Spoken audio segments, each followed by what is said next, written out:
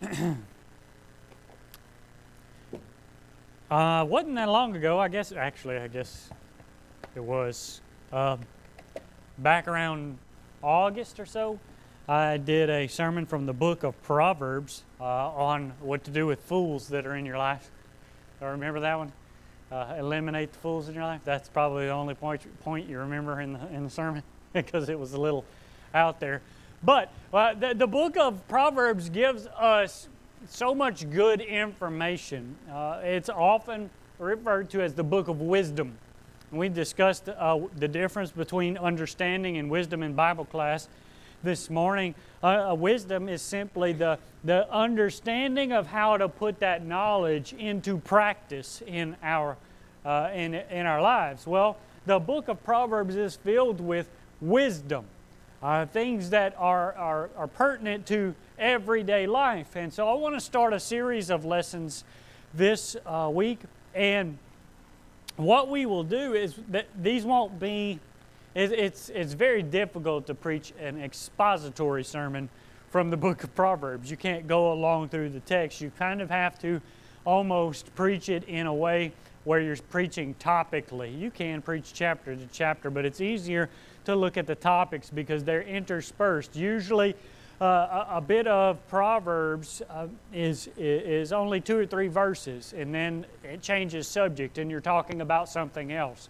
Today we're going to talk about friendship and being wise in our friendships. We'll look at some other subjects at a later date, but today I want to focus on wisdom regarding friendships. I would like to mention that our missionary from Panama, Marlon Retina? It sounds like retina, but I think it's pronounced a little bit differently. But anyway, Marlon and is his wife coming too? I'm sure she is. And his son. Okay, so they'll be here next Sunday or they'll be coming in next Sunday. I don't think they're going to be here next Sunday. I believe they'll be arriving either Sunday evening or Monday. But they will be here on the 25th. He will be speaking the 25th at the PM service to deliver a mission report of the work that they're doing there and also to preach the sermon that evening. So not next Sunday, but the following Sunday, Marlon will be delivering the lesson. Tonight, wisdom. Living in a planet inhabited by human beings, it's kind of difficult unless you move to maybe remote parts of the world to live without coming in contact with other human beings. And so we tend to need to understand and have this wisdom on how to interact with other people. Some of you can make friends with anybody, and some of us have difficulty, great difficulty, making friends with other people, and some of us are kind of in between. But even if I have zero difficulties making friends with anybody, doesn't mean that I should make friends or at least have that close friendship with some people. The Bible warns us, right? In James chapter 4, verse 4, James refers to them as adulterers and adulteresses. Who? Those people who were friends with the world. And in this context, he's talking about those who were friends with worldliness. All right, they were worldly minded. They were close to this worldly things. Worldly things kept them from being faithful to God, whether it was in worship, whether it was in their daily lives, whatever it was. They had allowed that worldliness to kind of push Jesus out to the side of their lives. And so those sort of friendships we need to avoid. But God's Word shows us or gives us, provides for us the wisdom in developing these types of relationships, and it will help us to avoid the dangers in relationships. I can have a good friend, but if I'm not a good friend in return, I might lose that friendship. And how important are friendships to a Christian? How important are friendships to a Christian? Who are you most likely to share the gospel with? A stranger or someone who's your friend? And so a large part of evangelism even is friendship. How's the saying go? People don't care how much you know until they know how much you care. So people don't care what you know about the gospel, what you know about God's word, until they know that you care about them first, and then they're ready to.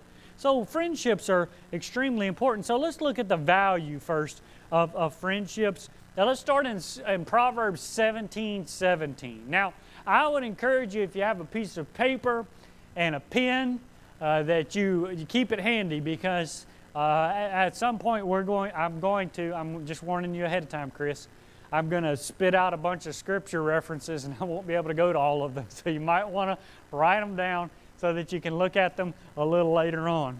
Proverbs 17 verse 17, here's the value of friendship. Look what Solomon writes here. He says, a friend loves at all times, and a brother is born in adversity. A friend loves how often?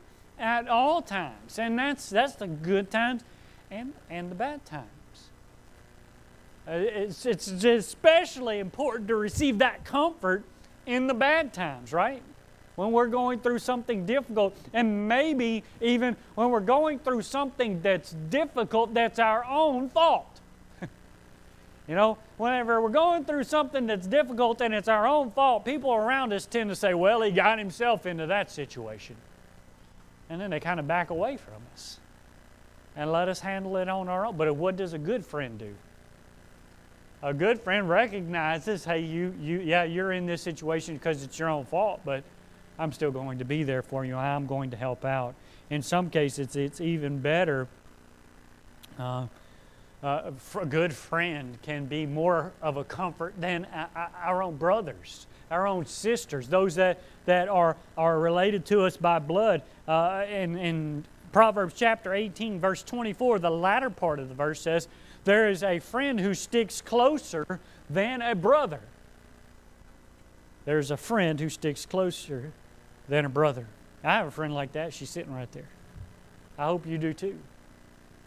We need friends that stick closer than family, that blood family. We need close friends. They can help comfort us in difficult times. Another value we can see from having close friends is Proverbs chapter 27, verse 9, and it's advice. Advice. Because sometimes whenever we're in these bad situations, we can't see what other people see. You know, I can be so close to the problem that I can't really see the problem anymore. But somebody standing over here might be able to see it a little bit better. I need a friend that is not just close to me, but is courageous enough to speak to me if they have a problem with me. So in Proverbs chapter 27, verse 9, it says, do not forsake your friend and your father's friend, and do not go to your brother's house in the day of your calamity. Better is a neighbor who is near than a brother who is far away. Stick close. We can delight in the counsel of those who are near to us. Proverbs chapter 11, verse 14 as well. Where there is no guidance, a people fall. But in an abundance of counselors, there is safety. Abundance of counselors. Now, there is a difference here, because you can think back to some of these kings in Judah or Israel, and there were times whenever they would gather to themselves what kind of counselors? Those that would tell them whatever it was that they wanted to hear. Think about Jezebel and all of those false prophets that spoke to the king, spoke to Ahab, and told him whatever he wanted to hear. But what did Micaiah tell him? He told him what God wanted him to hear. So you see there's a difference there. We have to use our minds here, but a number of good counselors in our lives, our good friends, can give good counsel. So a friend who offers comfort can be trusted to give good counsel. And so let's choose our friends wisely. Now, that brings us to the next point, a choice of friends, because, well, There are certain types of friends, Anthony, Lauren, Elise, there are certain types of friends that you don't want to have.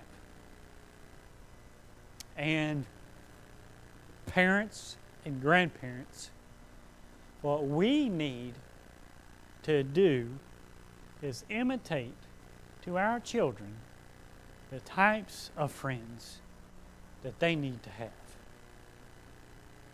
Now I'm about to tell them a list of things that characteristics that we don't want to find in friends.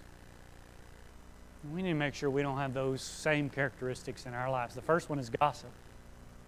The first one is gossip, a terrible sin that just sneaks right up on you. It does. We need to be aware of it. Proverbs chapter 20 and verse 19. We don't want friends that gossip. Whoever goes about slandering, that's gossip, reveals secrets. Therefore, do not associate with a simple babbler, someone that just goes around telling other people's business. Whether it's true or not, it can still be gossip. Now, sometimes we convince ourselves that if it's true, it's not gossip. That's not true. Gossip can be true. Now, let me ask this question. Whenever I am thinking about the message that I'm about to share with Colin, what I want to do, and it's about Isaac. And I'm about to tell you something about Isaac. What I need to ask myself is this going to help him or hurt him? If it's going to help him, then I can conclude it's not gossip. It's something that I want to maybe brag about him. He's a good friend. But if it's something about how he cheated on his test, or he never does behave in church, it's gossip. I need to not be one who shares or listens to gossip. I know it can be difficult.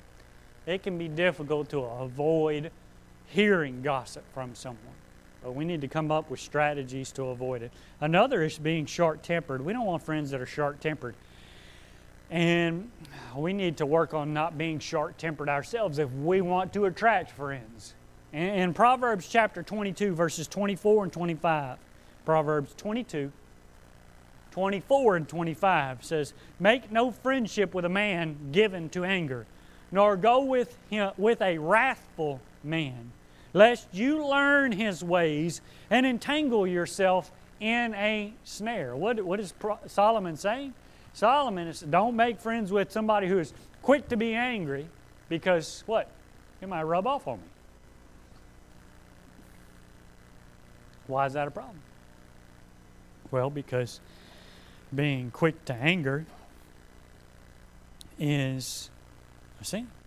James chapter 1, verses 19 and 20. We need to be careful that our friends are not those who are given to drink or gluttony. You know what gluttony is, Isaac? Gluttony is just wanting too much. It's kind of like greedy, except it's more about food. I want to eat it just because it's there. I'm not hungry. I'm just eating to eat. And the same is true for this drunkard. For the drunkard and the glutton will come to poverty, and slumber will clothe them, with rags. The book of Proverbs also warns us of someone that refers to as those given to change. And whenever I think of this person, I'm thinking of someone who just kind of, this wind of doctrine takes them this way, and then the next one comes along and they're blowing this way. And so it's kind of like that friend that it depends on which way the wind's blowing, what he thinks, what he believes. When it's in regard to religion, Solomon warns in Proverbs 24, 21 and 22, "My son, fear the Lord and the king, and do not join with those who do otherwise, for disaster will arise suddenly from them, and who knows the ruin that will come from them both." Liars, those that are untrustworthy, those that are inconsiderate of others, Proverbs 25, 18 through 20. And then those given to violence. And this is closely related, closely connected to that of quick to anger, but those given to violence. Solomon warns in Proverbs 1, verses 10 through 19. I won't read all of these, but he warns his son. He says, "My son, if sinners entice you, do not consent. If they say, 'Come with us, let us lie in wait for blood. Let us ambush the innocent without reason. Like Sheol, let us swallow them alive and whole like those who go down to the pit. And we shall steal all their goods.'" And that basically, and his warning ends with verse 19, "Such are the ways of everyone who is greedy for unjust gain. It takes away the life of its possessors." So these are the choices that we have. We don't want friends that are involved in these sort of things, and we don't want to have these characteristics in our lives, and we certainly don't want our children learning those things from us. So what sort of friends do we want? We want those that display wisdom. In Proverbs 13, verse 20, this is the passage that I was referring to when I started. We talked about wisdom, but it says there, "Whoever walks with the wise becomes wise, but he who walks with fools will suffer harm." So we want to be wise, and we want to find wise friends, but also for the very same reason, Proverbs 13, verse 4, we want wise friends in our lives because they are the ones that are going to be able to give good counsel. I had some friends whenever I was growing up in school. I don't know that you could classify any of them as wise, even to this day. And I listened to them, and I got in trouble an awful lot listening to those friends. And I'm very blessed that I realized that it was time to stop listening to those friends, because who knows where I would have ended up. In Proverbs chapter 13, verse 14, it says, "The teaching of the wise is a fountain of life, that one may turn away from the snares of death." Well, so we don't want foolish friends. We don't want those that would entice us to go and do things that are wrong. If you have a friend right now who is constantly badgering you or encouraging you or trying to entice you to do something sinful, it's time to find a new friend. I don't care how long that person has been your friend. If they cannot understand that you don't want to be involved in something sinful, it's time to break ties. The wrong kind of friends can corrupt and influence, 1 Corinthians 15, verse 33. But the right kind of friends can lead us, can hold our hand, can help us go to heaven. Isn't that our number 2 goal, Isaac? To bring as many people with us as we can. If I want to accomplish that, you know what I need to do? I need to be a wise friend. I need to be someone who can help others, and I need to have wise friends. Maintaining friendships. There are some things that can disrupt our friendships, and Chris, this is where I was talking about earlier. Here's my list of scriptures. I won't go into all of these, but there's some things that can disrupt our friendship. Proverbs 17, verse 9, repeating everything you hear. Now, sometimes we go to our friends, and what do we want? We want to tell them something. We want to confide in them. And we want to know that they're not going to turn around and go and tell everybody that they know. And so we need to be someone that others can confide in. Proverbs 17, verse 9 says, "Whoever covers an offense seeks love, but he who repeats a matter separates close friends." Proverbs 17, verse 14. Look what that verse says. "The beginning of strife is like letting out water, so quiet before the quarrel breaks out." Getting into senseless arguments. Getting into senseless arguments. And this probably can come back home, right, into that friendship that you have with your spouse, the one that's closest to you. Sometimes we get into senseless arguments. Arguments because we're tired, arguments because we just, for no reason. Proverbs 25, verse 17, "Overstaying your welcome All right, this is one that Solomon writes about. Proverbs 25, verse 17. Let your foot be seldom in your neighbor's house, lest he have his fill of you and hate you.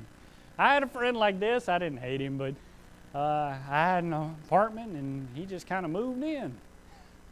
Didn't ask, just stayed one night. 3 months later, he's still there. You know, that kind of strained the relationship. So just knowing when to leave. Proverbs 26, verse 17, meddling in affairs that are not our own. Proverbs 26, 17. How about Proverbs 26, 18, and 19? This is playing bad jokes.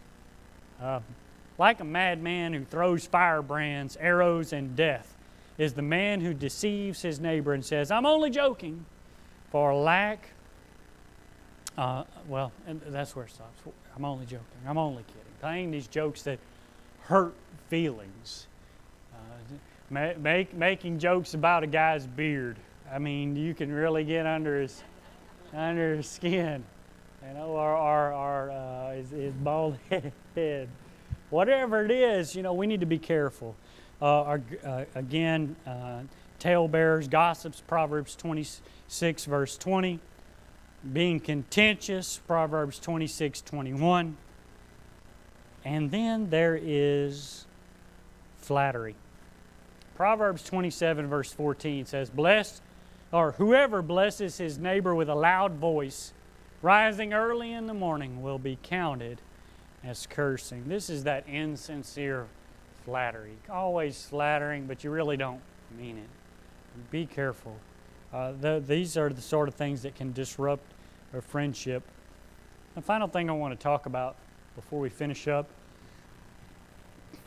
is, well, we're likely at some point in our lives to offend someone.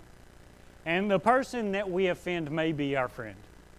And we need to know how to problem solve. We need to know how to handle these problems. Well, the book of Proverbs tells us just what we need to do. Proverbs 16, verse 7, when a man's ways, listen to this is important. When a man's ways pleases the Lord, he makes even his enemies to be at peace with him. When a man's ways pleases the Lord, he makes even his enemies to be at peace with him. You see where it starts then. If I am going to resolve issues between myself and someone else, I need to make sure I've got things right with the Lord first. Be slow to anger, Proverbs 15, verse 8. Be slow to respond, Proverbs 18, verse 13. Avoid quarreling, chapter 20, verse 3. And then this one goes a long ways. Proverbs chapter 15, verse 1, speaking gently. He says, a soft answer turns away wrath, but a harsh word stirs up anger. We need to work on this one, a soft word. What's he talking about? He's talking about being tactful, all right? He's talking about being tactful, and we're not born tactful.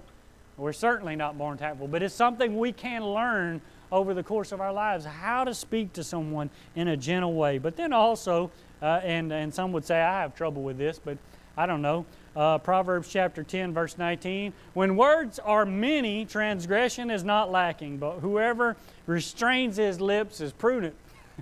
Be brief. Be brief. And that's where we're going to end this afternoon.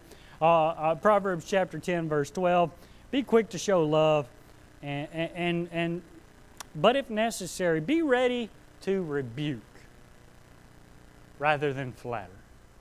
Sometimes we get close as friends and we are afraid to say something to our friend, our close friend, about some sin that they're involved in because we don't want to mess up the relationship.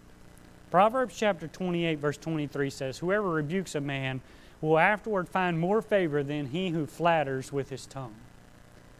I may not appreciate it at first, but if you're tactful and gentle and show concern and love, I will eventually appreciate the rebuke. Hopefully sooner than later. Properly applying the wisdom that we find here in the book of Proverbs can ensure that we have this blessing of good friends in our lives, good counsel and comfort, advice when we need it. And this can help us in our life eternal, rather than depending on the trial and error or reading books on how to win friends and influence people. You know, these things might work, but in the end, the true wisdom is found in God's Word. You remember what Jesus said, and He's the one we really need to be sticking close to. He's the one that we need to make certain is our closest friend. Jesus said in John chapter 15, verse 13, "Greater love has no man than this, than to lay down his life for his friends." John 15, verse 13. And that's what He did for you and for me. He laid down His life. And he encourages us in the very same chapter, in the very next verse, verse 14. "You are my friends if you keep my commandments." What sort of friend have we been to Jesus lately? Have we obeyed His commandments? I'm mindful of His commandment in Mark chapter 16, verse 16. Well, verse 15 as well, because it's just as crucial. He says, "Go into all the world and preach the gospel to every creature. He that believes and is baptized will be saved. He that does not believe will be condemned."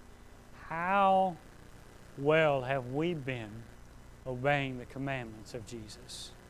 Friends, we're going to stand and sing this song of invitation. If you have a need, come while we sing.